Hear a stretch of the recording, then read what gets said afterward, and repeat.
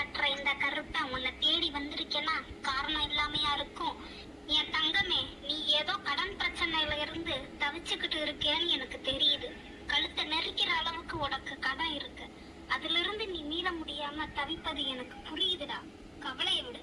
உன்னை காப்பாத்ததான் இந்த கருப்பை ஓடி வந்திருக்கேன். உன் தகுதிக்கு மீறி நீ யாருக்கிட்டையும் கடன் வாங்காத, யாருக்கும் கடன் வாங்கியும் தராத. அது மிகப்பெரிய பகையதான் உனக்கு உண்டாக்கும். பணம் கொடுத்தாலும் வாங்கினாலும் பிரச்சனை தாண்டா வரும். கொடுத்தா உறவு தேயும், வாங்கினா மரியாதையே தேயுண்டா. நீ கடன் இல்லாம குடிசையில வாழ்ந்தாலும் நீ தாண்டா கோடீஸ்வரன். உன்கிட்ட கடன் கேட்டவனுக்கு நீ உதவி செஞ்சு பாரு, நீ அவனுக்கு கடவுளா தெரிவ.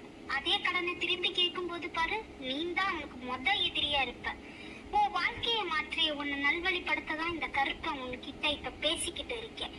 நீ ஒருத்தனுக்கு கடன் கொடுத்து பாரு, நீ எவ்வளவு முட்டாள்னு உனக்கு தெரியும். அதே கடனை திரும்பி கேட்டு பாரு, அவன் எவ்வளவு புத்திசாலின்னா அதுக்கப்புறம் தான் உனக்கு புரியும். என் தங்க பிள்ளையே, இந்த கருப்பை சொல்றத கேளு.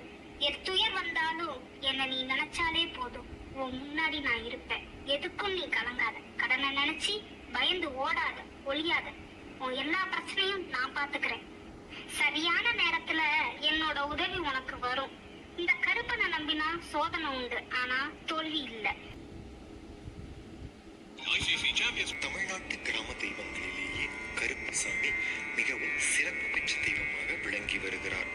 அடர்ந்த மீசையும் சிவந்த உடலும் உருட்டிய விழிகளும் ஓங்கிய அருவாளும் குதிரை வாகனமும் கொண்டு கம்பீரமாக தோற்றமளிப்பவர். உயர்ந்த உருவமும் கருத்த மீனியும் வேகமான ஓட்டமும் துடிப்பான ஆட்டமும் கொண்டவர். எல்லா எதிரிகளுக்கும் சிம்ம சொப்பனமாக விளங்குபவர். பொய் சொல்வதோ ஏமாற்றுவதோ இவரிடம் செல்லுபடியாகாது. நம்பியவருக்கு காவலராகவும் எதிர்ப்பவர்களுக்கு எவனாகவும் இருக்கிறார் கருப்பசாமி. கருப்பசாமி பரமசிவனின் அம்சம் என்றும் பத்ரகாளியின் அம்சம் என்றும் கருதி வணங்கப்படுகிறார். இவருக்கு பெரியாண்டவர் என்ற பெயரும் உண்டு. மக்கள் தங்களது சொத்து சுகம், மக்கள், மாடு, நிலம் போன்ற எல்லா செல்வங்களுக்கும் கருப்பசாமியே காவல் என்று நம்புகின்றனர். எதிரி பயம் நீங்கவும், கொலை களவு ஏற்படாமல் இருக்கவும் இவரே கதி என்று கருப்பசாமிக்கு படையிலிடுகின்றனர். உங்களுக்காகவும் உங்கள் குடும்பத்தினருக்காகவும் கருப்பசாமியின் மூல மந்திரம் 108 முறை ஒலித்து இருக்கிறது. இதனை கேட்டு அனைவரும் பயனடைவீர்.